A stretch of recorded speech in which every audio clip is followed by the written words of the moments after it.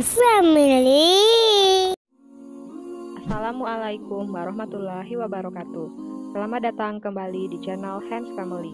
Di video kali ini, Hands Family akan memberikan tutorial cara membuat bunga amarilis dari kain flanel. Sebelum mengikuti langkah-langkahnya, jangan lupa klik tombol subscribe. Terima kasih. Yang kita butuhkan adalah lem tembak, catok rambut, selotip hijau, kawat besi untuk tangkai, cat krayon warna kuning, gunting, kain flanel ukuran 6x16 cm untuk membuat daun, 4x8,5 cm buat sebanyak 6 lembar, 1x8,5 cm buat sebanyak 6 lembar, 1x1 cm buat sebanyak 8 lembar.